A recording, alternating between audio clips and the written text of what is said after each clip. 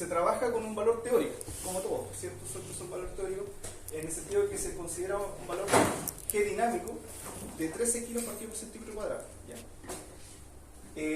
Pero bueno, si ustedes se van al manual de carretera, al anexo 3.1000, se van a dar cuenta que dentro de todos los artículos que hay por ahí, dice que el análisis de los puentes la debemos realizar para un G igual 13 y para un G igual 10. O sea, hay que hacer un doble análisis. ¿Y eso por qué? Porque en estricto rigor, cuando se especifican este tipo de placas en los puentes, estas placas se ensaya la placa real que se va a disponer, no se ensaya un testigo o un prototipo de la placa, sino que la placa que se dispone se ensaya, y esa placa tiene que sobrevivir al ensayo para que sea válida para disponerla sobre el puente.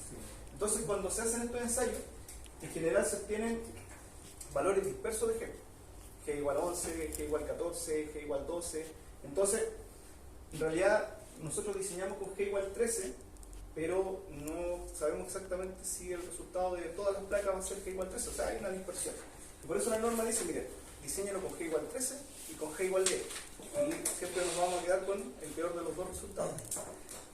Para que no nos compliquemos con respecto al trabajo y la tarea, ustedes trabajen con G igual 13, que es generalmente lo que se utiliza como para el análisis dinámico, porque hacerlo con G13 y G10 finalmente es repetir el mismo cálculo y no se gana mucho conocimiento haciéndolo dos veces, sino que lo importante es entender a qué corresponde cada uno de los parámetros. Entonces este es G igual 13 partido por kilo centímetro cuadrado.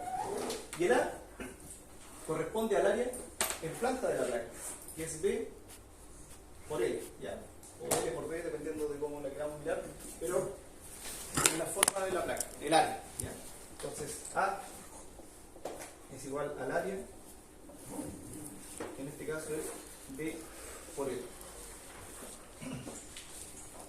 Bueno, ¿y cómo determinamos el área? ¿Cierto? Porque en el fondo nosotros estamos diseñando la placa y tenemos que determinar todas las formas. O sea, eso no lo vamos a encontrar en ningún catálogo, ni nadie nos va a decir cuál es el área. Entonces, si esta placa tiene que resistir esta fuerza de corte, ¿cierto? Que es la fuerza sísmica, que va a ser la más importante que va a recibir, también tiene que ser capaz de resistir la fuerza axial, la reacción axial, que está en función de la descarga de todos los apoyos que existen en el elemento, ¿cierto? ¿A qué corresponde esta descarga? Al peso propio de la viga, al peso propio de la losa, al pavimento, a las defensas, o sea, todas las cargas permanentes, más una reacción producto del paso del camión, ¿cierto? ¿Por qué? Porque la idea es que la placa en planta tenga las dimensiones necesarias para evitar que falle por aplastamiento. Porque imagínense que nosotros pusiéramos una plaquita, no sé, de 5x5 y después colocamos arriba toda la viga, todos los elementos. Tenemos que conocer en el fondo cuánto resiste esa placa para evitar que esta falle cuando ocurran estas cargas. Entonces, necesitamos conocer esa reacción, que no es B, sino que es una reacción acá, entonces R, que es la reacción de todas las cargas permanentes, y también necesitamos conocer cuánto resiste la placa para poder determinar o diseñar el área de este elemento. Entonces, la reacción primero. La reacción, ¿a qué va a ser igual? Bueno, aquí lo voy a escribir de acuerdo a los tipos de carga que existen, RDS, RDW, más RLL, que corresponde a la reacción debido a la carga móvil, ¿cierto? Que es camión más faja y todo lo demás. Ahora, fíjense que acá al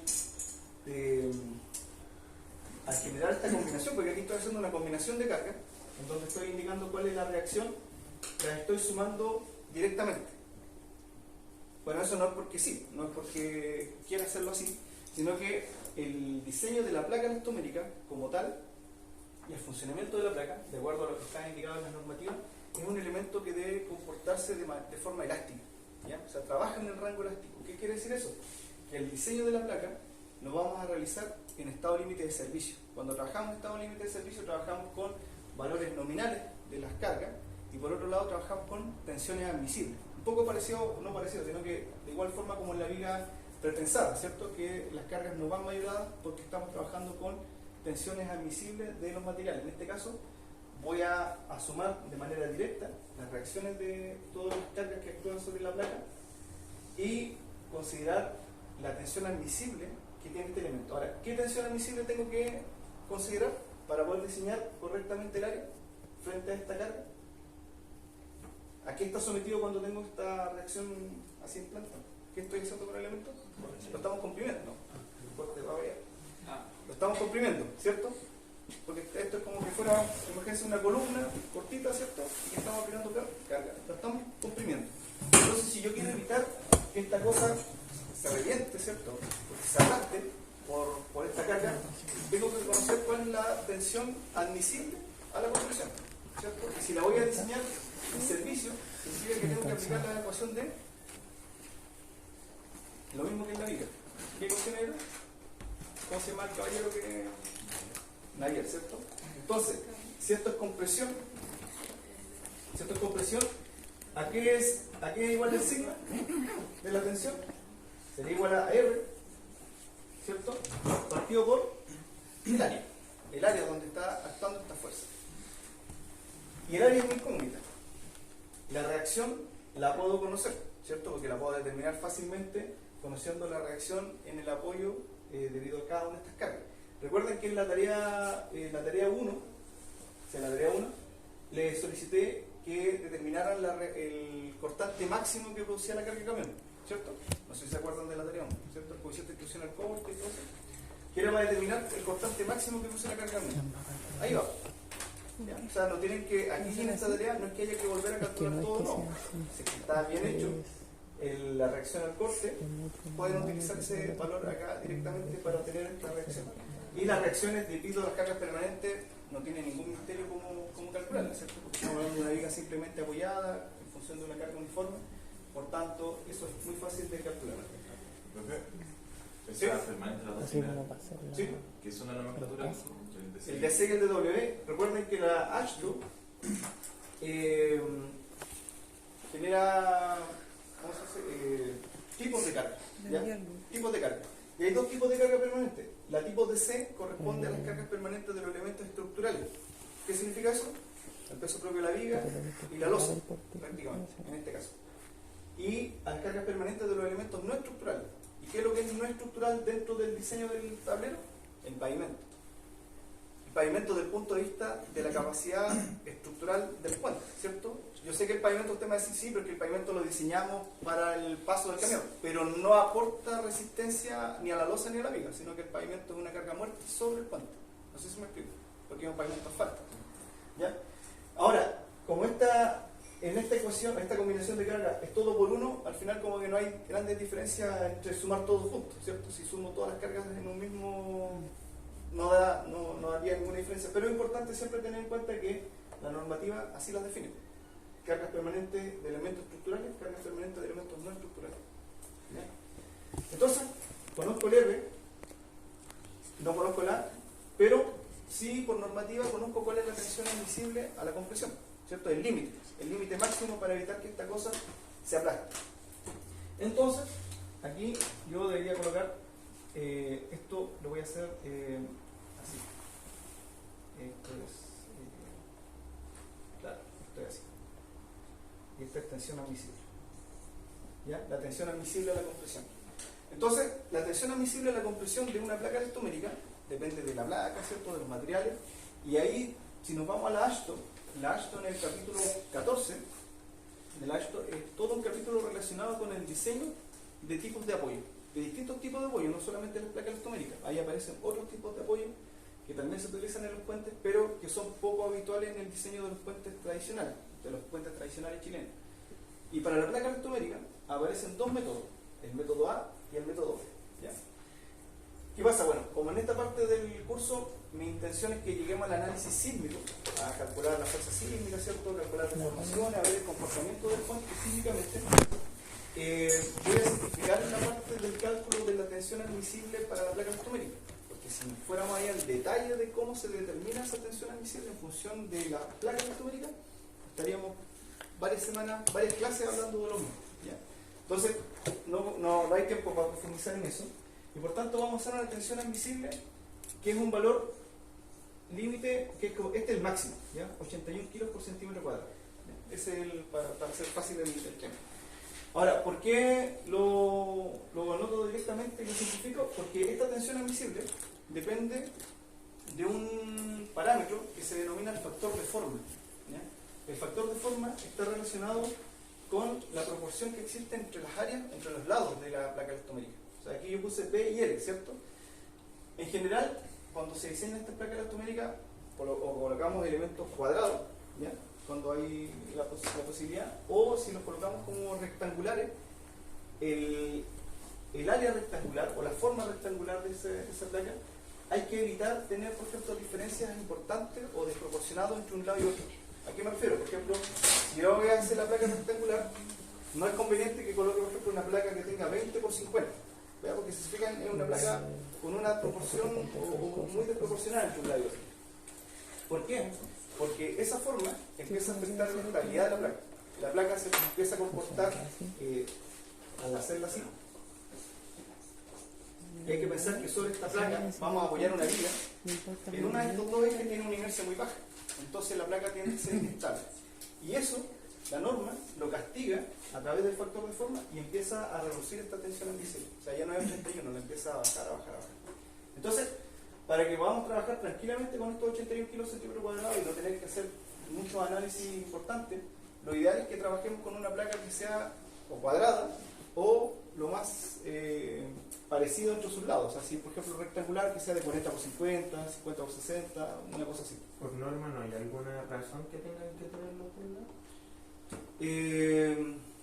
Creo que no. Creo que empieza a afectar el factor de forma. Lo que pasa es que uno nunca llega a este absurdo, por decirlo así. Ya por lo mismo. Porque esto se empieza a reducir tanto que finalmente, si uno parte con esto se reduce tanto que la placa te empieza a crecer. Porque siempre tienes que empezar a cumplir con esta condición. Entonces, uno siempre llega después al final a algo así y te acercas a esto.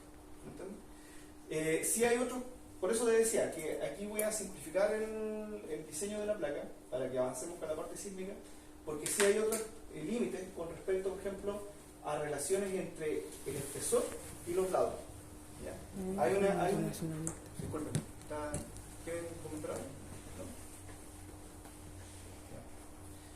¿No? Hay sí una relación que dice que el espesor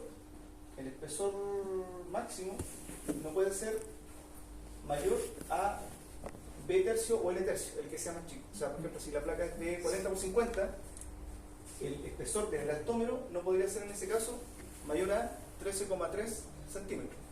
¿Por qué? Porque en el fondo tampoco puedo, por ejemplo, empezar a hacer crecer esto como un pastel gigante.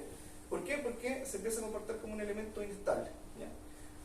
Dentro de diseño que ustedes van a hacer, no vamos a llegar a valores tan altos de espesores, por tanto no nos vamos a meter tan en detalle en ese tipo de criterios, para no complicar más o para poder avanzar con la parte sísmica. Entonces, conocido esta tensión admisible de 81 kilos por centímetro cuadrado, ¿qué puedo obtener desde acá? El área mínima, ¿cierto? Porque si yo igualo la tensión admisible, lo mínimo necesario para poder cumplir con esta tensión es esa área, ¿ya? Que va a ser un número cualquiera, ¿cierto? Dependiendo del valor de esta reacción, y por tanto ahí nosotros le tenemos que llevar a una geometría que sea más o menos fácil de manejar. Ya no tiene por qué ser exactamente igual, ese es el mínimo. Entonces si me da, por ejemplo, 1240 centímetros cuadrados, puedo colocar una placa de 40 por 40, por ejemplo, que son 1600, y ya estoy cumpliendo con ese mínimo, ¿ya? Tampoco hay que pasarse para el otro lado y exagerar, por ejemplo, y colocar una placa gigante de 100% y decir, ya con esto cumplí, entonces coloco una... No, porque también por otro lado hay una condición dentro de la norma que la tensión de compresión tiene que haber un mínimo, ¿ya? O sea, no podemos tampoco exagerar la placa. Y por otro lado, desde el punto de vista de, ¿cómo se dice? De la fábrica, de cuando se fabrica la placa elastomérica, también hay restricciones. O sea, las máquinas tampoco son capaces de generar placas gigantes. Acá, bueno, y por ejemplo, para el tipo de puente que ustedes están trabajando, por lo general las placas son del orden de 60, 50, de lado, de ese estilo. En un proyecto de hace muchos años, especificamos unas placas porque se necesitaban por las dimensiones del puente, que eran del orden de 120, 130 centímetros más o menos de ancho y de diámetro, porque eran circulares. Se tuvieran que mandar a fabricar a Francia, porque acá en Chile no había forma de... no había máquinas disponibles. Y se tuvieron que fabricar en Francia y ensayar, no recuerdo si en Inglaterra o en otro parte. Porque acá en Chile tampoco las máquinas que existen, porque existen estas máquinas para poder ensayar, no tienen la capacidad para poder colocarla y ensayarla. Ya. Entonces, De aquí vamos a calcular el área mínima y conocería entonces el G, el A, y me queda otra incógnita acá abajo que es el espesor del elastómero. ¿Ya? Ahora, ojo con cuando en esta ecuación aparece el espesor del elastómero. Si ustedes se recuerdan, por ejemplo, yo les mostraba algunas imágenes con respecto a la placa elastomérica, que les voy a buscar de nuevo para que. ¿Puedes repetir lo del IRU? Porque puede usar el trabajo anterior, ¿no? El LR, LR, no es U. Este es una. LR. Sí, yo escribo como el. Entonces, LL. ¿Qué significa eso? Reacción de la carga móvil. Y eso es igual al cortante que produce el camión cuando pasa por la vía, que está en la tarea 1. ¿Sí? Porque ahí se pidió el cortante de la carga móvil.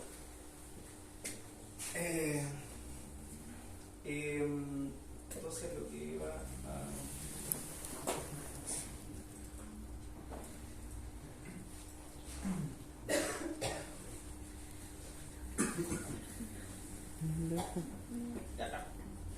Bueno, aquí hay un detalle que está muy chico, así que voy a mostrar este de acá, que se ve un poco mejor. Entonces, esta es una placa elastomérica, ¿ya? Con la diferencia, para que lo entiendan, que este es un diseño en la parte superior antiguo, pero lo que importa, para efectos de este cálculo, cuando hablo del espesor del elastómero, corresponde a las capas de goma, ¿ya? Porque estas placas elastoméricas están conformadas por capas de goma confinadas o pinchadas por planchas metálicas intermedias, ¿ya? Hay unas planchas metálicas que se van disponiendo intermedias también para evitar que haya problemas de inestabilidad lateral. O sea, si esto fuera solamente una placa de goma, solamente goma por goma, sería muy inestable, ¿ya? Entonces por eso va sunchada o confinada por planchas metálicas. Entonces, para el cálculo, lo que yo necesito saber es la sumatoria de cada una de estas capas de goma. En este caso serían 12 por 3, 4, 5, 6, 72, ¿cierto? Por 6, 72. 72 milímetros de espesor del elastómero. Eso es lo que importa acá. ¿Por qué? Porque esa es la capa, o ese es el material que se va a deformar frente al signo. La plancha metálica simplemente se mueve, pero no aporta rigidez porque se mueve con la goma. La que se opone al movimiento es el elastómero. Entonces, en este cálculo necesito conocer el espesor del elastómero. Y ahí viene el problema. ¿Por qué? Porque, si se fijan, bueno, dentro de todas estas ecuaciones que estamos haciendo, tengo el espesor del elastómero o necesito el espesor del elastómero para poder calcular la rigidez de la placa, ¿ya? Antes de llegar al problema, ¿qué ocurre? Que este espesor del elastómero, por normativa, tiene que cumplir con una condición. O sea, no puede ser cualquier cosa, no puede ser cualquier número, o no puede ser cualquier resultado, sino que tiene que cumplir con una condición, y la voy a escribir por acá, que el espesor del elastómero tiene que ser mayor o igual que la deformación sísmica. O sea, la deformación sísmica es cuánto se deforma la placa producto del sismo, ¿ya? Más el 50% de la deformación por temperatura. ¿Qué quiere decir eso? Que si yo dibujo acá, por ejemplo, y después lo voy a borrar, la fuerza sísmica horizontal, ¿cierto? Ahí está la fuerza sísmica horizontal. Esa fuerza, en este elemento que es de goma, ¿qué va a provocar? Que se deforme, ¿cierto? Por una deformación así, una deformación lateral. Acá. Ahí se deformó, ¿cierto? Se deformó lateralmente. Esta deformación es el delta sísmico, ¿ya? Lo que se deforma sísmicamente, debido a esa fuerza. Entonces, la normativa indica que el espesor de la goma, de la sumatoria de la goma, siempre tiene que ser mayor o igual a lo más que esta deformación sísmica más una parte de la deformación por temperatura, ¿ya? ¿Por qué? Porque tampoco podemos permitir que este elemento se nos deforme. Por ejemplo, si la placa tuviese 5 centímetros de espesor de goma y que se nos deforme 20, por ejemplo, ya estaríamos superando en algún punto, el comportamiento elástico. ¿Ya? Lo que se busca en el fondo es que esto mantenga el comportamiento elástico. Entonces, con ese límite, de alguna manera se asegura de que ese comportamiento se puede mantener. Entonces, ¿qué pasa? Que yo necesito el espesor del elastómero para calcular la rigidez de la placa, para calcular con esta rigidez de la placa y con la rigidez de cada una, esta cepa y todos los demás elementos, calcular la rigidez total del puente, ¿cierto?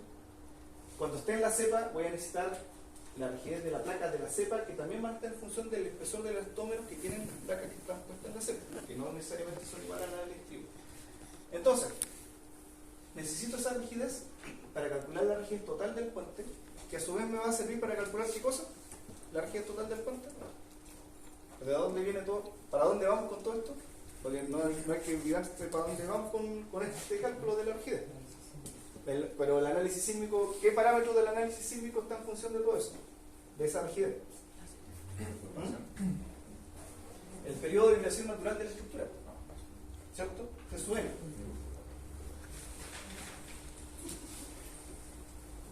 Y si volvemos aquí a esta ecuación, ahora recuerden que yo les decía la clase pasada, si nosotros simplificáramos este análisis de una manera muy sencilla, TSON es igual a 2pi por la raíz de m partido por k. Donde k es la rigidez del puente. Por tanto, el periodo de vibración del puente en las dos direcciones principales depende de la rigidez. Y si depende de la rigidez, y al conocer este periodo, ¿qué voy a obtener con el periodo? ¿Qué calculo con ese periodo ahora? Cuando aquí ya lo conozca. ¿Para qué me sirve conocer el periodo? Al usar ese método de análisis sísmico, el método 2, por ejemplo, que está marcado. No. Calculo el coeficiente sísmico, que representa en el fondo la aceleración que va a afectar al puente. Porque lo que yo estoy buscando es qué aceleración sísmica afecta a la estructura.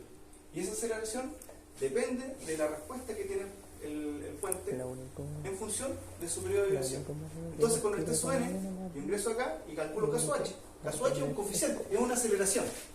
0,15G, 0,20G, es una aceleración. Y si yo lo multiplico por la masa, ¿qué obtengo? Al multiplicarlo por la masa, la fuerza, ¿cierto? La fuerza sísmica que va a actuar en el puente. Y esa fuerza sísmica va a actuar en el estribo 1, en la cepa 1, en la cepa 2, en la cepa, toda la cepa, más el estribo 2, y esa fuerza se va a distribuir en cada uno de sus elementos en función de la rigidez. Y cuando llega a la placa, porque la fuerza va bajando, como que va del pavimento a la losa, de la losa a la viga y de la viga a la placa. Y cuando llega a la placa, ¿qué va a provocar en la placa? Una deformación, ¿cierto? Que es esa deformación sísmica que está allá. Entonces, ¿qué ocurre? Que esa deformación sísmica que está allá depende del espesor del elastómero, y el diseño del espesor del elastómero depende de la deformación sísmica. Tenemos más incógnitas que ecuaciones, ¿no? ¿Cierto? Porque una cosa depende de la otra. Y aquí no hay una ecuación general sísmica en que yo diga, ya mira, voy a igualar todo esto al sismo y desde el sismo despejo el espesor del elastómero. No podemos, ¿ya? De hecho no podemos porque no sabemos cuál es el espesor del elastómero. Entonces, ¿qué se puede hacer? ¿O qué hay que hacer para poder resolver todo esto? ¿O cómo lo harían ustedes si tuvieran que resolverlo? Probar números. La única manera, bueno, no sé si es la única, pero por lo menos la más conocida y la más utilizada, es iterar. ¿Qué significa eso? Que en un primer paso debemos suponer un cierto espesor del elastómero, ya sea para los estribos o para la cepa, ¿ya? por valor distinto, o sea, con valores distintos, o podrían ser iguales, pero por lo general se usan valores distintos porque la distribución es conveniente que sea de manera distinta. Y hacemos el cálculo. Entonces, suponemos un espesor del elastómero, calculamos la rigidez de la placa, calculamos cada una de estas rigideces, conozco la rigidez total del puente, hacemos el cálculo del periodo de vibración, obtenemos el coeficiente sísmico, con eso calculamos la aceleración, conocemos la fuerza sísmica y podemos calcular las deformaciones que se van a producir en cada una de las placas. Y con esa deformación verificamos que se cumple o no esa condición. Y si no se cumple, implica que tenemos que volver a iterar, ¿cierto? Hay que volver a iterar hasta que se cumpla esa condición, en que el espesor del elastómero sea mayor que la deformación sísmica más el 50% por la temperatura. O sea, 50% de la deformación de temperatura. Profe, ¿Sí? ya, pero sí entiendo que eso es como explicando cómo se hace, pero una vez que nosotros, no sé, pensar o algo así, queramos ver esa deformación sísmica, ¿qué va a hacer realmente del cálculo? Porque nos van a dar altas deformaciones. La deformación de la placa, esa deformación sísmica que estoy hablando, corresponde a la deformación sísmica en la placa elastomérica. Y dentro del modelo, que también lo vamos a ver, la placa es un elemento. La placa se modela, se simula. Porque si en el fondo, al hacer un análisis sísmico, hay dos parámetros que influyen de manera importante. la masa, por tanto todos los elementos tienen que estar bien representados en cuanto a su masa, ¿ya? No importa la geometría, pero sí importa la masa. O sea, ¿a qué me refiero que no importa la geometría? Que yo podría modelar el puente, por ejemplo, que ustedes diseñaron con 5 vigas de tal canto, diseñarlo con un frame que sea equivalente a esa masa y que sea un frame rectangular, porque para efectos sísmicos al programa no le importa si son vigas pretensadas que tienen una forma rara, lo que importa es la masa, ¿ya? Y el tablero no importa la rigidez del tablero, porque el tablero es un elemento, es como una especie de frame rígido que se mueve sobre estas placas, ¿ya? Entonces lo que interesa es la masa y la rigidez. Por tanto, si yo estoy modelando en el SAT, lo que tengo que representar adecuadamente es las secciones transversales, por ejemplo, de las columnas que van a conformar la Z, que son los elementos que se oponen al movimiento, y tengo que también incluir la placa elastomérica como un elemento que tiene esta rigidez, porque si no, ¿cómo lo represento? Si no pongo la placa elastomérica dentro del modelo, no tengo cómo tenerlo en cuenta. Entonces, dentro del programa, o del programa que sea, uno puede obtener la deformación de este elemento. Se puede calcular. Y si no, lo podemos hacer a mano también, que tampoco es tan difícil, pero no lo vamos a hacer acá. Bueno, eso así como a grandes rasgos con respecto a lo que es el análisis general de lo que significa esta rigidez. Ahora, esto no significa que ustedes para la tarea, para el trabajo, tengan que empezar a calcular la rigidez a mano de cada uno de estos elementos. La rigidez de la placa elastomérica sí hay que conocerla, obviamente, para poder incluirla dentro del modelo. Pero no es necesario que hagan estos trabajos de ir calculando, por ejemplo, la rigidez del estribo 1 en función de esto. ¿Por qué? Porque si nosotros usamos un modelo, en el modelo ya van a estar los elementos correctamente representados con la rigidez, y el programa en el fondo va a determinar esta matriz de rigidez. Pero lo importante es que se entienda, por ejemplo, cuando yo les diga, miren, ¿saben qué? En el modelo SAP el estribo no se modela, ¿ya? El estribo no se modela, es así como elemento. Y ustedes van a decir, ¿por qué? Voy a decir, ¿por qué no se modela? Pero no, es por esto.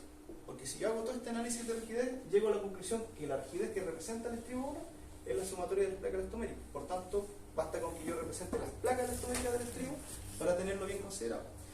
Y si después, cuando ya tengo, por ejemplo, un problema, porque eso de que el espesor del elastómero tiene que ser mayor que la deformación sísmica, suena fácil dentro de esa expresión, pero ahí es donde está el problema. Porque esto de iterar, no necesariamente a la segunda iteración resulta.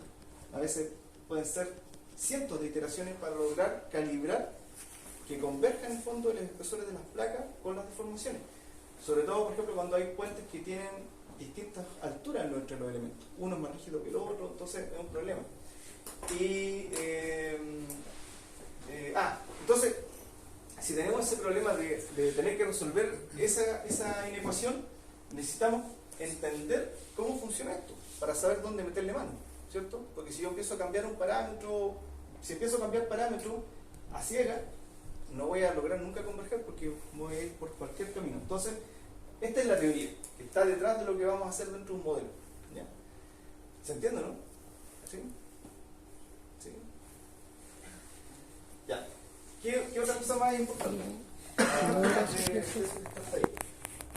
Cuando hablamos de método 2 o método 3, y cuando vemos, por ejemplo, este coeficiente sísmico que aparece acá, cuando calculemos ese coeficiente sísmico, lo que entregan estas expresiones es una fuerza sísmica elástica, ¿ya? O sea, eso es como que estuviéramos diseñando, si yo calculara directamente con esa fuerza, o perdón, con esa aceleración que voy a obtener una fuerza, lo que obtendría como resultado de ese diseño es una estructura elástica, o sea, que va a ser capaz de resistir la fuerza, deformarse, no dañarse y volver a su situación inicial.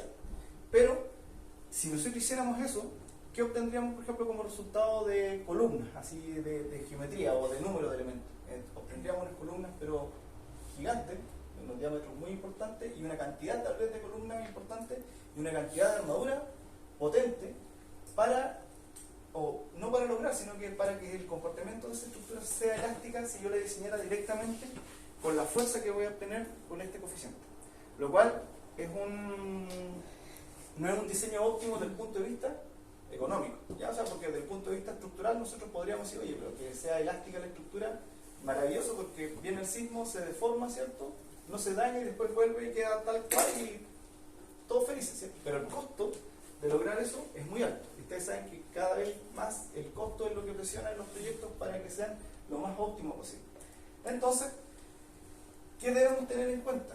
¿O qué debemos considerar para poder generar o realizar un diseño? Que el comportamiento de los materiales, o que por ejemplo en el caso del hormigón armado, que es lo que vamos a utilizar, es un material que podemos aprovechar su ductilidad, ¿cierto? Que el hormigón armado en sí es dúctil. El hormigón armado es elástico, no sé qué voy a dibujar. Existe la curva tensión-deformación de un elemento de hormigón armado, es elástico hasta este punto, esto ya viene aquí y llega por acá a la fluencia, y de aquí se da, empieza a deformarse sin tomar más carga, ¿ya? Y entra en un rango inelástico hasta que colapsa y ya pierde toda capacidad. Ese es el comportamiento real de los materiales, y nosotros aquí en pregrado estamos acostumbrados a quedarnos por acá, ¿cierto? En un rango elástico, lo cual no es real. La realidad no es elástica, ¿ya? La realidad es mucho más compleja que eso. Los materiales se comportan de manera inelástica, y en el caso del hormigón armado, de una columna o de una cepa, por ejemplo, que está conformada por una serie de columnas, así por ejemplo está una cepa con 2 columnas, si nosotros le aplicamos acá una fuerza, esta fuerza sísmica, lo que yo les digo es que si yo la calculo directa o aplico directamente con ese método, esta fuerza sísmica me va a entregar un resultado o un diseño de columnas elástico, ¿ya? Y eso significa que estas columnas van a ser pero potentísimas, ¿sí? Una pregunta, pero tiene que ver con la rigidez del elastómero. No. No. Le voy a hacer una pregunta respecto a eso. Por ejemplo, si ese mismo gráfico fuese de tensión-deformación del elastómero, usted dice que nosotros queremos trabajar en el rango elástico. En el elastómero. En el elastómero, En el sí, elastómero. pero en ese gráfico, por ejemplo, en el elastómero, el rango elástico podría significar pasar a la parte no lineal. Sí, sí, también. El elastómero tiene un comportamiento no lineal. Entonces, cuando usted dice rango elástico, no se refiere simplemente a esto, sino que podríamos seguir avanzando y aún así. No, lo que pasa es que aquí, en el diseño de los puentes, hay una mezcla de cosas, unas cosas media raras que cuesta a veces un poco entenderlas. En el caso de la placa elastomérica, como tal, como diseño de la placa elastomérica, lo que se busca es que el comportamiento de la placa elastomérica sea elástico, absolutamente elástico. ¿Qué significa eso? Que si la curva de tensión-deformación de la placa fuera similar a esto, para la placa tenemos que asegurarnos, solamente para la placa, que el comportamiento esté acá. Entonces, sería. Para la placa. Más que elástico, sería trabajar en el rango lineal de su deformación. Elástico. Lineal es elástico. Es que yo tengo entendido que elástico tiene que ver con cuando se descarga. No, que eso vuelva- es inelástico. Cuando se descarga, lo que pasa es que está hablando ya de un ciclo de carga y descarga que hace así. Que hay distintos modelos para poder representarlo. Y estos ciclos tienen un rango elástico, que es similar a esto, y un ciclo inelástico. Disculpe, pero lo que yo tenía entendido es que elástico o inelástico tiene que ver con cuando se descarga que vuelva a no tener deformación, más que con la forma de la curva. No, el inelástico es cuando el elemento se deforma, entra en un rango inelástico, queda con deformaciones permanentes y no toma más carga. No todos los materiales tienen la capacidad de volver a recuperarse. Pero en el elastómero sí. El elastómero sí, pero normativamente se trabaja en un rango elástico, ¿ya? No se aprovecha la parte no lineal del elastómero, que es la parte inelástica, ¿ya? No se aprovecha, ¿por qué? Porque se busca en el fondo que una vez que ocurre el sismo, el elemento vuelva a su posición original y sin tener la necesidad de tener que reemplazarlo, porque el reemplazo de la placa elastomérica significa una faena bastante compleja, que es levantar el puente, sacarlo y reponerlo. Entonces, para que esa placa siga funcionando para un siguiente sismo, se busca que su comportamiento sea es la placa elastomérica. Pero, ¿qué pasa? Que la placa elastomérica transmite directamente la fuerza hacia la infraestructura. Y en la infraestructura se busca que el comportamiento sea inelástico, o se aprovecha el comportamiento inelástico de la infraestructura, o la capacidad dúctil que tienen las columnas, y esa capacidad dúctil se aprovecha a través de el daño que se produce en ciertos puntos en donde se disipa la energía. Si nosotros diseñáramos elásticamente, como decía al principio, obtendríamos unos elementos potentes, ¿ya? A nivel de columnas, armaduras, que serían bastante costosos desde el punto de vista económico. Y como se sabe que los materiales pueden incursionar en este rango inelástico, las normativas, y en este caso el manual de carretera, presentan unos métodos simplificados de incursión en el rango inelástico. ¿Por qué? Porque la incursión en el rango inelástico es un análisis bastante complejo de poder determinar de manera exacta. Entonces, ¿cómo se hace? se introducen factores de modificación de respuesta, que yo me imagino que ustedes ya han visto, por ejemplo, en la norma chilena 433, cuando calculan el espectro, calculan en función de un R asterisco y un R cero, ¿cierto? ¿Lo han visto que está metido ahí dentro de la ecuación?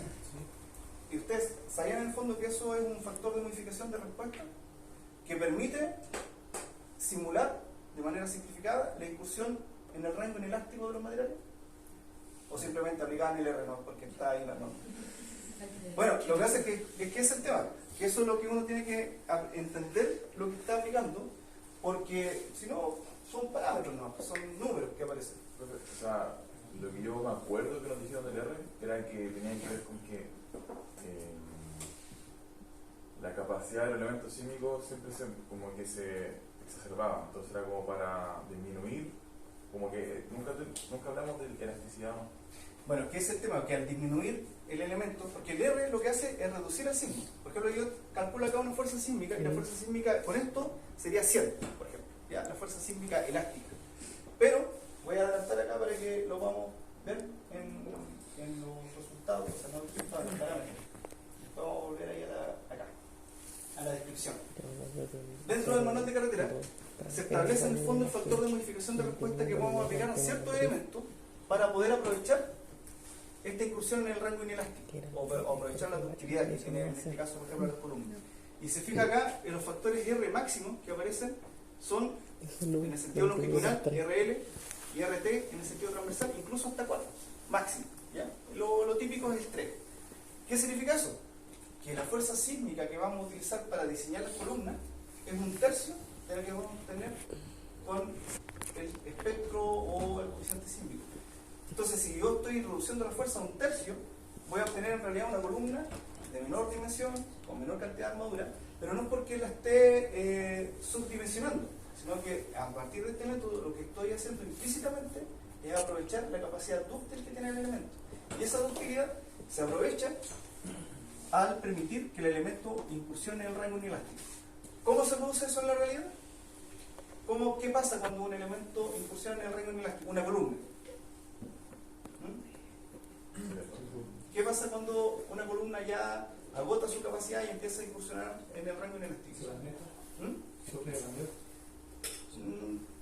Es que eso está relacionado más que con el vertec que nada. Pero lo que pasa es que se produce una rótula plástica. Aparecen las rótulas plásticas. ¿Ya? ¿Han escuchado hablar de las rótulas plásticas? ¿Sí? Bueno, rótula plástica, plástico, inelástico, rango dúctil. Entonces ya hablamos de una rótula plástica, y claro, cuando uno modela en SAP o en otra parte, que dice, aquí hay una rótula plástica, y es como que fuera un círculo así con unas propiedades medias inventadas, ¿cierto? Pero ¿qué es lo que es en la realidad la rótula plástica? ¿Cómo se produce la rótula plástica? ¿Qué permite a través de la rótula plástica? Nosotros ahí vamos a permitir que se produzca el daño, que se dañe el elemento, no un daño descontrolado, un daño que está, según la normativa, permitido. Por ejemplo, esta es una sección transversal de la columna, en donde aquí tengo los fierros y aquí tengo una armadura en contorno, que puede ser la armadura de corte, pero es una armadura de confinamiento. Y este daño está permitido que ocurra en el recubrimiento de esta zona. Entonces, ¿qué pasa? Que a través del daño, ¿qué se produce? ¿O qué pasa cuando yo permito que haya daño en ciertos puntos? ¿Qué estoy permitiendo? Con el sismo. Que se disipe la energía.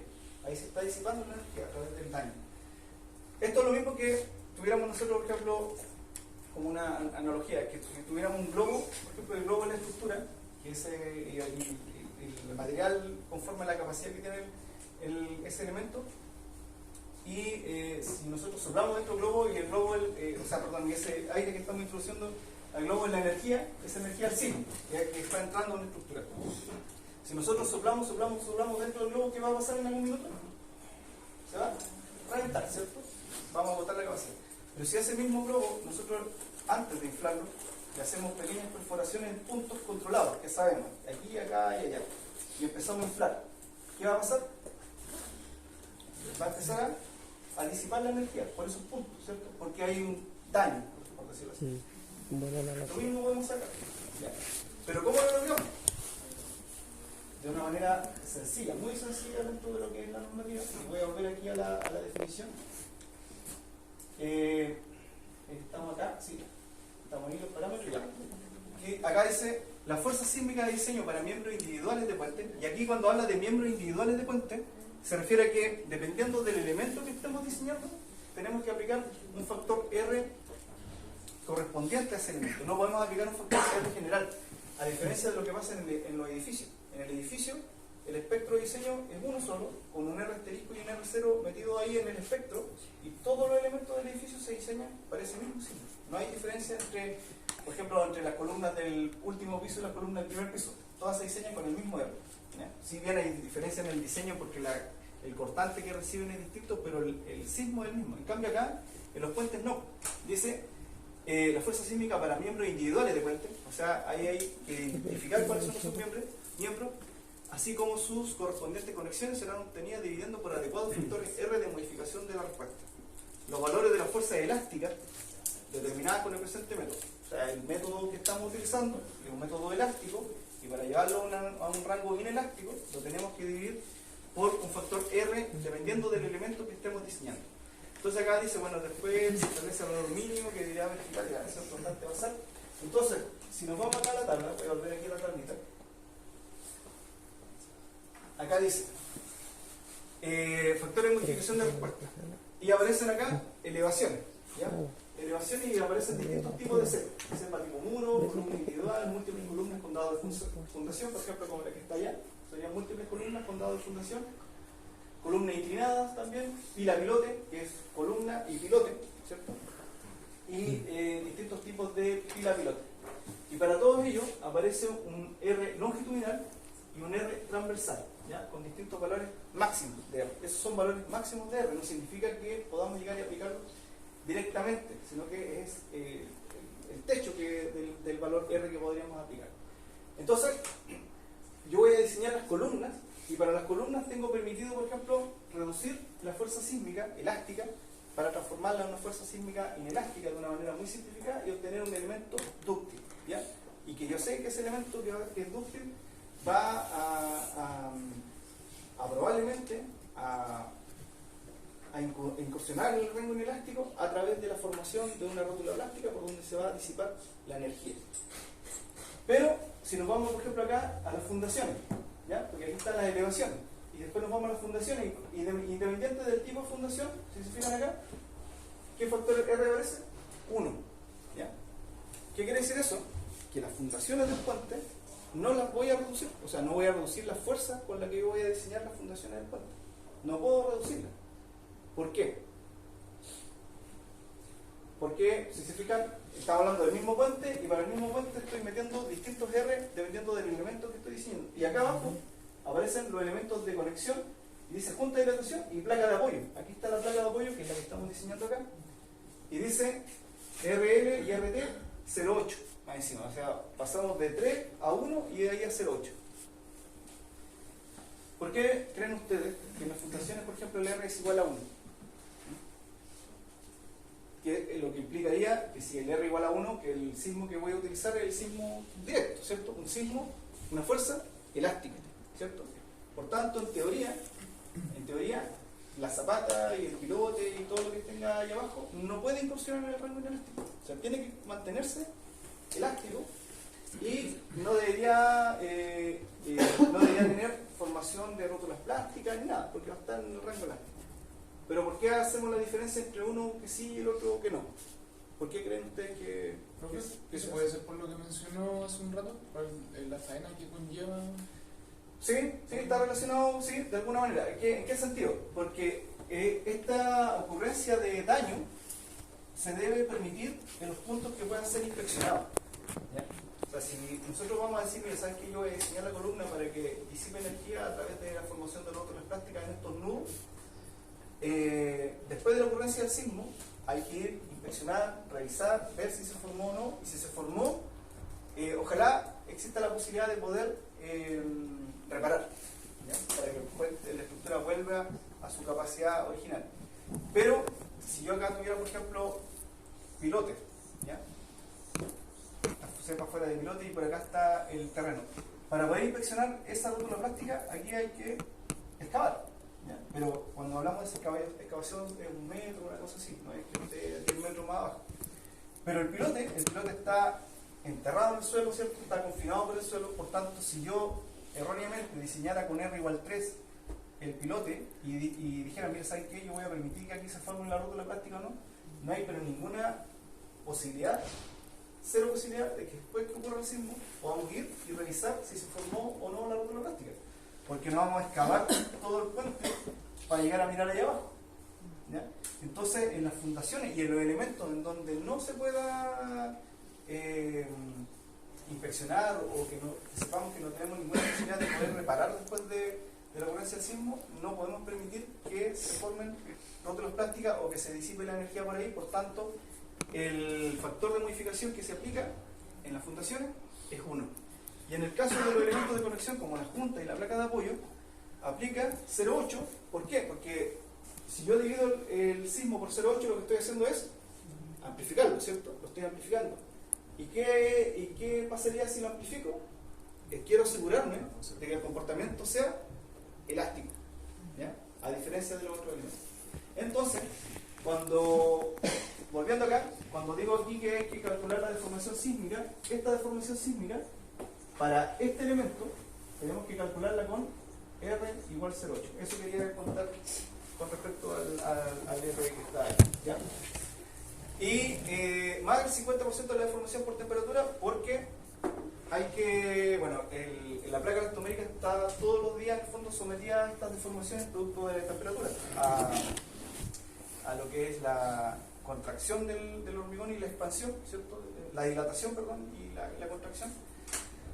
Entonces, tenemos que ponernos en el caso que, claro, que cuando ocurre el sismo, la placa va a tener una cierta deformación por temperatura. Ahora, esta temperatura que se usa acá es el rango de temperatura máximo que podríamos considerar para un día, el día más desfavorable desde el punto de vista caluroso, claro, que creo que alguna vez lo dije, como 35 en el día y 5 en la madrugada, por ejemplo, o sea, un delta T de unos 30 grados. Y claro, si eso ocurre así, no significa que tengamos que considerar junto con el sismo toda la deformación por temperatura en el mismo tiempo. ¿Por qué? Porque ¿cuál es la probabilidad de que ocurra durante el día, por ejemplo, que haya una diferencia térmica alta, justo ese día ocurra el sismo? Puede pasar, pero es poco probable, ¿ya? Entonces, por eso se considera el 50% de la deformación por temperatura. Pero ahora que, por ejemplo, en algunos países está aumentando mucho la variación de la temperatura, podría afectar que los países tengan problemas justamente con la placa elastomérica. Yo creo que es marginal. ¿Marginal en qué sentido? Porque si bien, por ejemplo, acá se considera la mitad de la deformación por temperatura, pero la deformación total por temperatura sigue siendo, en el caso nuestro, marginal con respecto a la deformación por sismo, ¿ya? O sea, se va a deformar sísmicamente el puente, dependiendo de la estructura, pero pensemos que sean del orden de 10 o 11 centímetros, más o menos, ¿ya? La deformación por temperatura será 1 o 2 centímetros. Entonces, poco probable que llegue a condicionar esa placa, ¿ya? O que tenga un poco más de deformación por temperatura no debería ser un problema para poder absorberla con la placa elastomérica. Ahora, profe, una pregunta que Sí. un poco de ¿No lo de la verdad? no sé si ya lo dijo, no, pero Sí. ¿de qué está hecho el material? O sea, la placa elastomérica. Sí, lo dije. De elastómero. No, pero- Que es un caucho natural. Es que así se denomina, elastómero. O sea, ese es como un nombre técnico, pero es un caucho natural. Es una goma. ¿Pero eso tiene mayor elasticidad? O sea, tiene las propiedades mecánicas que permite la normativa, ¿ya? Porque en el fondo va una combinación de distintos materiales que nos permite llegar a este módulo de caucho de G13, tiene una dureza de 60 grados 8 que también para medir en el fondo el comportamiento del elemento en el tiempo. Entonces, es un caucho natural que va mezclado con otros materiales para poder lograr ese comportamiento. Pero aun cuando tiene grandes propiedades elásticas, ¿es posible que en algún punto falle o se deforme? Sí, claro, claro, si está mal diseñado y si el fuerte se comporta distinto a lo que creemos, puede pasar. Se ve, pasa, ocurre a veces. Ya, quedamos hasta aquí por ahora, con esta parte. No sé si tienen consultas con respecto a la tarea 12. ¿No? Si no tienen consultas, seguimos. Yo sí. ¿Sí? No andamos denunciando, no me acuerdo que dice, era el ítem 4, creo que era. Ya.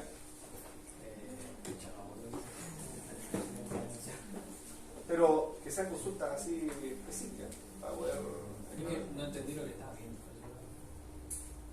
No tengo la noche de ver si lo.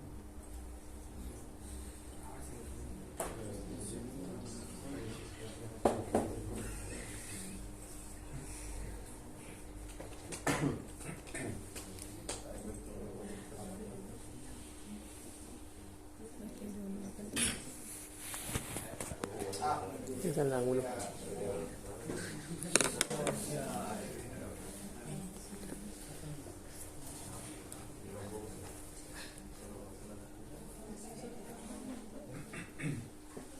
Ya, eso es lo de la deformación admisible, o sea, la deformación por carga móvil.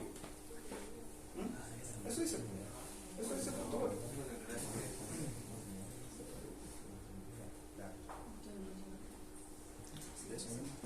Eso dice. Era el 3, no sé. La resistencia mínima, eso ya, bueno, ese está relacionado con el FS'I, que lo comenté en clase cuando a ver, voy a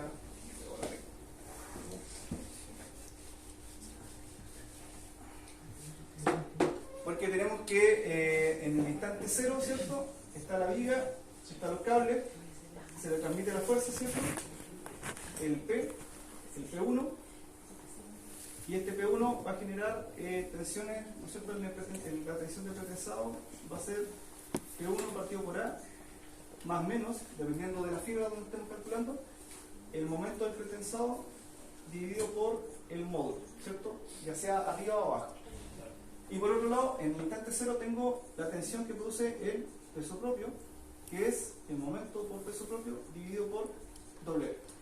Y si yo hago la superposición de tensiones, tanto en la fibra superior como en la fibra inferior, voy a obtener ya sea tensiones de tracción o de compresión. ¿Ya? Y esa tensión de compresión, que va a ser un número cualquiera, ¿cierto? Por ejemplo, 200 kilos por centímetro cuadrado como tensión de trabajo, eso es lo que voy a obtener como resultado. Tiene que cumplir con un límite. Hay un límite. ¿Ya? Y como este instante cero, este instante de transferencia de la carga del pretensado, no ocurre o ocurre antes que la viga alcance una edad, que el hormigón de la viga alcance una edad de 28 días, por temas de optimización ahí en la ejecución de la viga. ¿Ya? Porque el hormigón de diseño, para los 28 días, por ejemplo, el G50, es el de los 28 días. ¿Ya? Es el que está especificado en la tarea, G50. Pero para la transferencia, no es necesario esperar hasta los 28 días para que la viga alcance el G50, porque podríamos calcular cuál es la tensión mínima que se necesita para que resista la compresión que se va a producir en ese instante. ¿Cuál es la tensión mínima? Está en función de la tensión admisible que dice la normativa, y la tensión admisible a la compresión en el instante cero o en vacío es igual a 0,6 por Fc' I, que es el hormigón inicial. Entonces, si yo sé que en función de la superposición de tensiones, que la tensión que yo estoy calculando acá es de 200 kilos por centímetro cuadrado, lo igualo y digo Fc', entonces igual, o debería ser como mínimo, estos 200 kilos, ¿cierto? Partido por 0,6. Y ese sería el mínimo que yo podría permitir como resistencia de hormigón en la viga para evitar que falle a la compresión cuando se está transfiriendo la carga de pretensado. Eso. Así de fácil. Otra consulta, solo para confirmar. Respecto al número de cables, ya yo sé que tengo que considerarlo yo y después verificarlo, pero ¿hay un mínimo necesario de cables? La verdad lo busqué. No hay un mínimo, pero hay un máximo. Hay un máximo. Sí, pero o sea, no creo que ustedes caigan en el problema de no cumplir con el máximo. Siempre No, cuando pero esté por bien ejemplo, calculado. no he hecho cálculo todavía, pero yo dije ya, porque yo podría poner un cable y si me cumple estaría bien. No, pero ya eso yo lo comenté. Yo dije, si la viga en el fondo que ustedes determinaron, en función del canto y la longitud del tramo, está pensada o debería funcionar bien, y dentro de ese funcionamiento correcto es porque vamos a aprovecharla de manera adecuada. Eso significa que por lo menos vamos a tener 20, 25 cables. Entonces, si usted se me da un cable, o sea, si pone un cable y le da que cumple, está mal. ¿Ya? Eso como criterio. Ahora, no existe un mínimo, pero si llega a ese absurdo, porque es un resultado absurdo, está mal. ¿Ya? Y lo último es respecto al punto 6. ¿Qué diferencia tiene con lo que hicimos en el primer cable? Redactar informe. No, porque tienen que entregar un informe con los cálculos que está haciendo ahora. Pero lo mismo que hicimos en el trabajo. No, porque ahora está calculando la viga pretensada, no sé que la uno vaya a calcular la viga pretensada. Ah, no, yo me refiero a la estructura del. Ah, sí. O sea, un informe. Un informe en donde dice ya voy a calcular la viga pretensada y pongo los cálculos que hago y entrego con eso el resultado de la viga pretensada. No, yo sí, yo desde la tarea 1 no estaba y dije a los 3 algo distinto. No. Ya no quería así. Yo tengo una duda, profe. Con respecto al punto 4, a las deformaciones, Ujú. ahí yo la tengo que calcular por deformaciones en el rango elástico, ¿no? Ya, que por eso, bueno, estas preguntas son sencillas, pero hay que, en el fondo, uno darle una vuelta un poco a lo que está haciendo como para saber qué deberíamos aplicar. Bueno, yo me imagino que cuando trabajan en el hormigón armado o han visto en el hormigón armado y que uno calcula las deformaciones, ¿qué inercia utiliza? Partiendo por ahí, ¿no? Partiendo del hormigón armado, que no tiene nada que ver con la viga pretensada, pero ¿qué inercia utilizan en una pieza de hormigón armado? ¿O qué se hace cuando uno calcula deformaciones en un elemento de hormigón armado para saber qué inercia utilizar? ¿Ya? Porque yo tengo, por ejemplo, una viga de hormigón armado y es rectangular, ¿cierto? Y tiene acá los fierritos, ¿cierto? Digo, ya, y quiero calcular la deformación de este elemento. ¿Qué tengo que saber primero para poder calcular esa deformación con respecto a la inercia?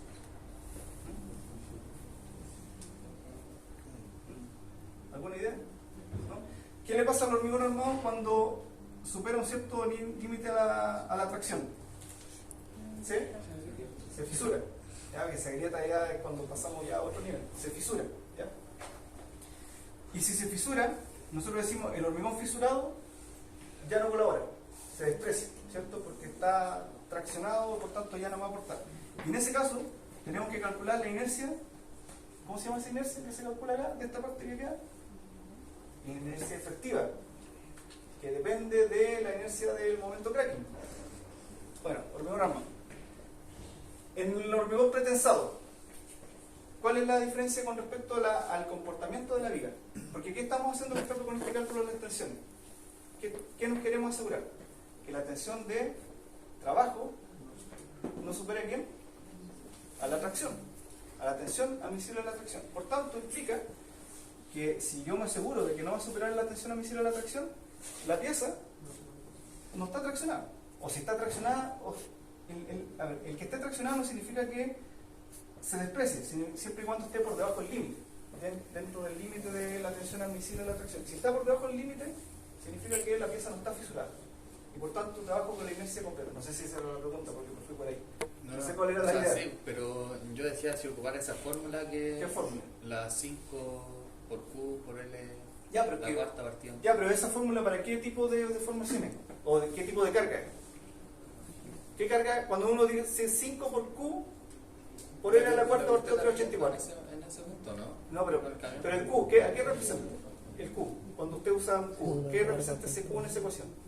¿Una carga? Sí, por la carga última. Pero no. ¿Qué tipo de carga? ¿Una carga? Distribuida, ¿cierto? ¿El camión cómo es? Móvil. El camión. ¿Qué tipo de carga es? Cuando la representamos así como carga. Entonces, ¿puede ser la misma ecuación? No. Es que usted en los documentos ni en el PPT no sale como de... Pero entiendan que estamos, son alumnos de último año de ingeniería, Sí. en donde ya han pasado todos los ramos de mecánica, en donde ya han visto en el fondo cómo se determinan las cosas. Por tanto, si bien aquí hay conceptos generales de puente, pero no puedo llevarlos de la mano con respecto a todos los cálculos. O sea, es algo relativamente sencillo que deberían ya manejar. ¿Ya? Entonces, ya, está bien. ¿Cómo calculo? Porque, ojo que aquí yo no les pido, por ejemplo, un desarrollo de la tarea a mano, en donde tienen que desarrollar ecuaciones, el resultado, ¿cierto? Y yo les he dicho, oye, aquí ocupan herramientas computacionales que puedan manejar, ¿cierto? Entonces, si yo quiero calcular la deformación, bueno, de hecho, incluso hay esta tabla donde salen distintos tipos de carga que uno puede ocupar como para calcular deformaciones. Existe el método de Moore, ¿lo conocen? Ya. Bueno, con Moore uno puede calcular la deformación, ¿cierto?, para un sistema de carga. Y si no, ¿de qué otra forma podrían ustedes como calcular la deformación? O sea, tienen que calcular esa deformación. ¿Cómo lo van a hacer? ¿Cómo sería lo más fácil para hacerlo? Lo más rápido incluso. ¿Con qué fórmula? No, bueno, no volvamos al 5 por Q por L a la cuarta partido por 384. ¿Ya? No, porque eso no es correcto. Una forma correcta de hacerlo es que sea rápido, no una forma imprecisa y rápida. Modelándolo, ¿no? Modelando, ¿no es cierto? Exactamente. Y entonces, ya usted me puede decir, ya, pero es que yo no manejo en el fondo el SAP con respecto al tema de las cargas móviles, que sí ya lo vimos, pero suponiendo que no lo maneje. Pero, ¿en dónde se produce el momento máximo? Ya lo saben, está en el apunte, ¿no? ¿Sí? Se produce por aquí, más o menos, ¿cierto?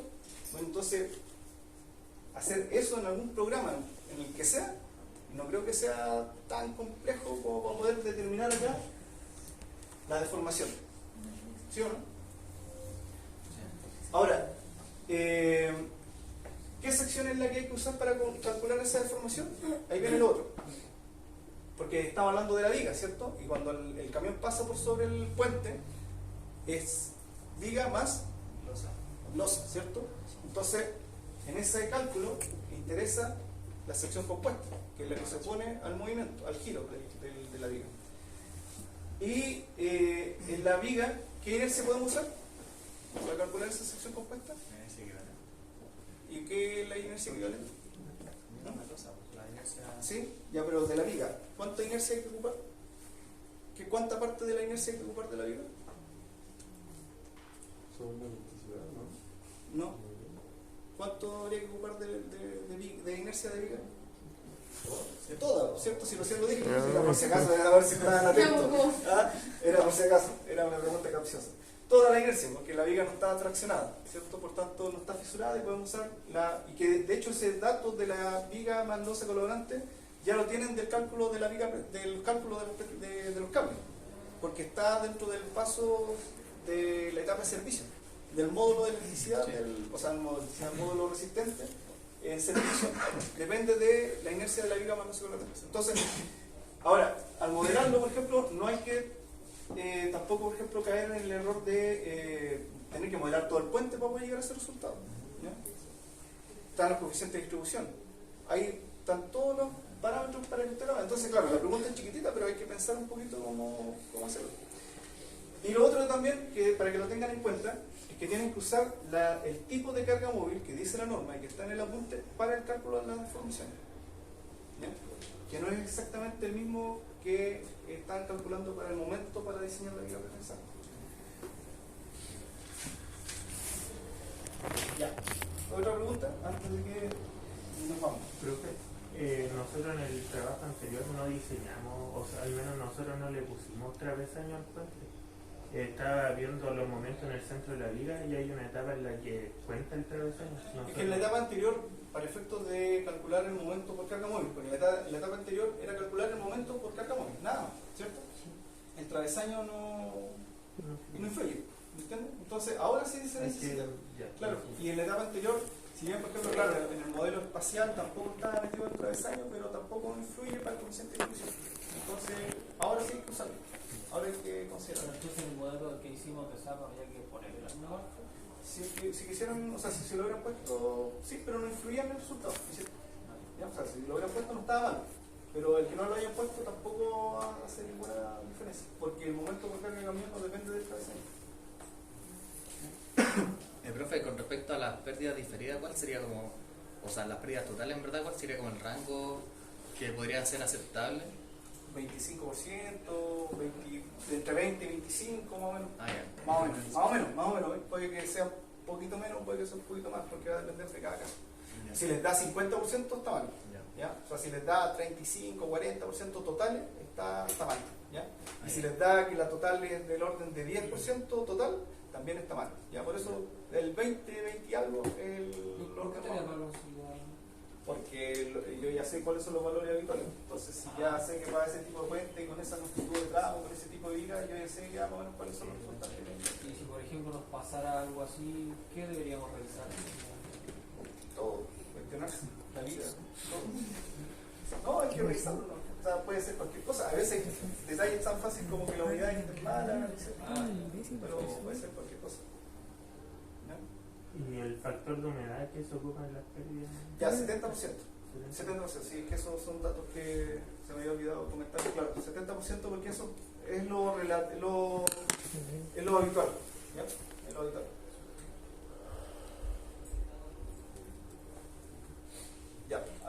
si no, quedamos hasta acá. Profe, ¿Sí? Digamos.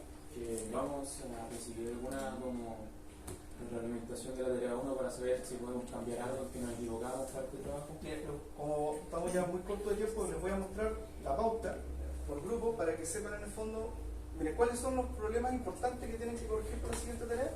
Los que tuvieron problemas, no todo fue así, es el cálculo de la inercia y el área. ¿Ya? Que yo les dije, oye, ojo con la inercia y el área, bueno, ahí algunos se equivocaron en eso. Entonces, si tienen la inercia y el área mal calculada, eso ya les va a influir absolutamente en el resultado de la vida. No digo que ustedes sea así, ya estoy diciendo así de modo general. Entonces voy a abrir la pauta sin que vayamos grupo por grupo, pero para que vean por lo menos dónde están los errores más importantes. Ya, la pauta está conformada de la siguiente manera. Hay una primera parte que está relacionada con el encaje. Ya, o sea, lo que se veía, la longitud, el ancho, el número de viga, el canto de la viga, etc. Si ustedes, por ejemplo, si es que aquí, independiente del grupo, por ejemplo, acá no calcularon bien la revancha, el grupo 3, que no sé quiénes son, ni tampoco está bien optimizado, no se preocupen de esa parte. O sea, sigan adelante con la viga que estén utilizando. ¿Ya? Me refiero que si ya eligieron una viga de 120, independiente que a lo mejor la viga correcta era la de 150, por poner un ejemplo, sigan adelante con la viga de 120, no vuelvan atrás a cambiar. Pero sí es importante que revisen, por ejemplo, vamos aquí, estos son los puntos importantes, y para que lo tengan en cuenta cada grupo.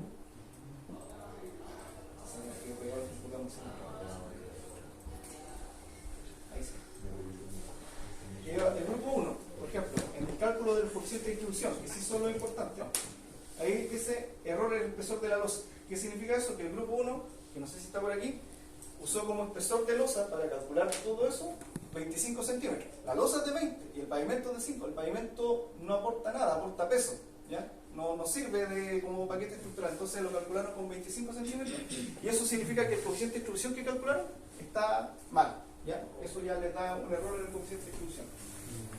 Y la viga exterior probablemente se repite el mismo error, por tanto ahí ya tienen error. Entonces el grupo 1 tiene que revisar el cálculo de su coeficiente de distribución. El grupo 2 tiene error en la inercia. Si está mal la inercia, está malo todo el coeficiente de distribución. Y para la viga exterior tiene la carga móvil mal ubicada. Mal ubicada significa que como esto lleva a pasillo, hay una defensa y el camión va después de la defensa, ¿cierto? No metido dentro del pasillo. Probablemente el grupo 2 puso el camión metido ahí en el pasillo y eso implicó que el coeficiente de distribución estaba mal calculado. El grupo 3, error en el espesor de la losa. De nuevo, pusieron mal ahí el espesor de la losa. El grupo 4 tiene todo bueno, por tanto puede seguir adelante ahí sin duda. El grupo 5 también para la viga interior tiene todo bien. Para la viga exterior probablemente se haya equivocado ahí en algún cálculo de determinar la proporción del coeficiente de distribución. El grupo 6, error de cálculo en el caso G. O sea, calculó bien la inercia y calculó bien el área, pero el parámetro de rigidez longitudinal está mal calculado, por tanto tiene que revisarlo. Eso también se arrastra al coeficiente de distribución exterior, por tanto también tienen que, arreglando el caso G, tendrían todo ahí ya solucionado. El grupo 7, mal calculada el área y la inercia. En el coeficiente de distribución exterior, el mismo grupo 7, error en área e inercia y no calcula el G, que es el coeficiente de distribución para dos pistas. Ya, también ahí tiene menos puntos. El grupo 8, bien en el coeficiente de distribución de la viga interior, error en el coeficiente de distribución de una pista al considerar 2P y entre, no sé qué está aquí, está quedando dormido. Y en el de dos pistas. Ya, claro, ahí también tiene un error en el cálculo del coeficiente de distribución exterior.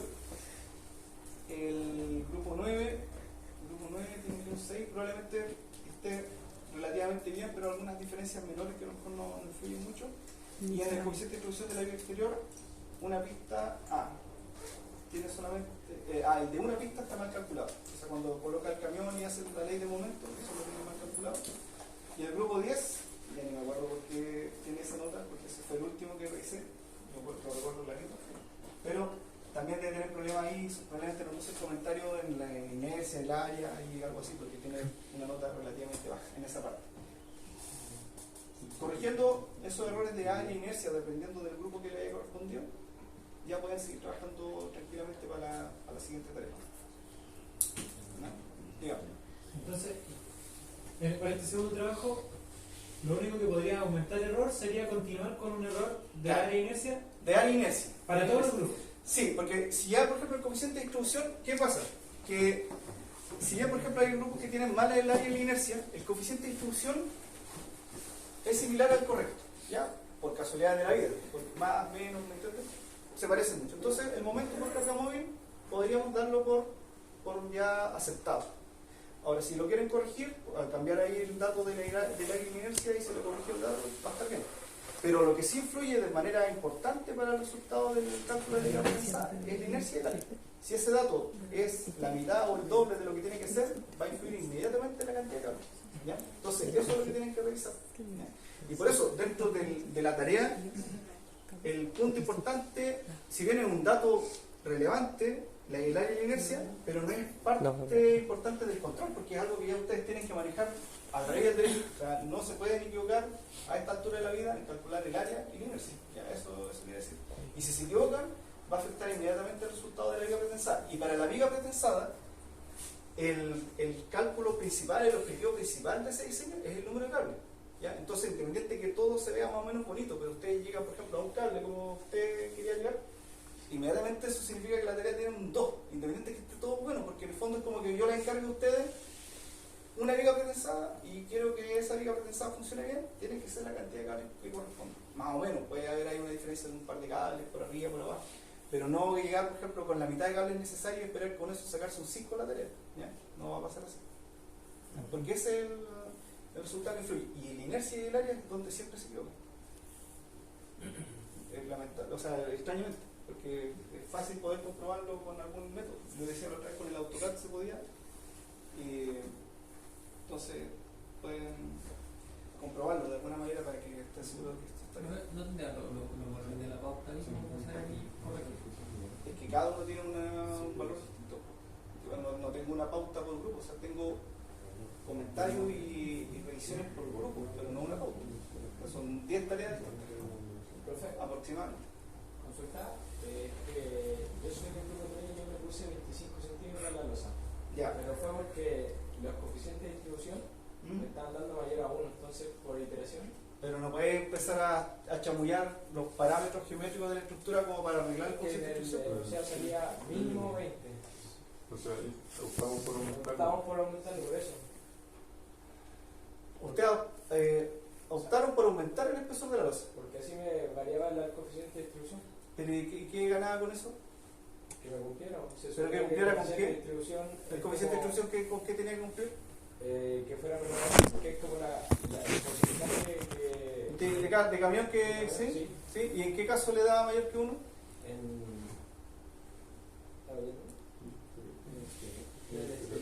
Pero en el exterior, ¿con cuántos camiones? Con 2. Bueno, si son 2 camiones, entonces puede ser que la viga tome más de 1. ¿Ve? Entonces, por eso, que con ese análisis que ustedes están haciendo, podrían, al forzar el resultado, podrían haber llegado a un absurdo de que el espesor de la losa, por ejemplo, sea de 35, 40. Eso no se justifica, ¿no? Si el coeficiente de distribución es un resultado.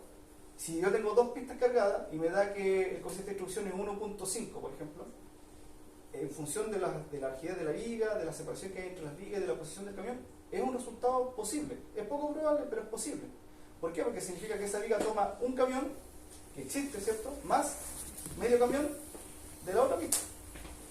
Entonces, el camino no era aumentar el espesor. Ya, está bien, el 20 mínimo, claro, yo dije el 20 mínimo, pero no era un valor que utilizaran como iteración para lograr un resultado. Es 20 mínimo en el sentido de que con eso sabemos que ya la losa se comporta de manera adecuada, y empezar a aumentar el espesor de la losa es contraproducente, por ejemplo, pensando ya en el diseño de la viga pretensada, porque va a tener más peso de losa, va a necesitar más cable, y puede que la viga incluso no le cumpla por tener más espesor de losa, por evitar que un parámetro que no tiene por qué restringirlo sea mayor que 1. De hecho, yo en las clases nunca dije el coeficiente de distribución no puede ser mayor que 1 cuando hay 2 pistas cargadas.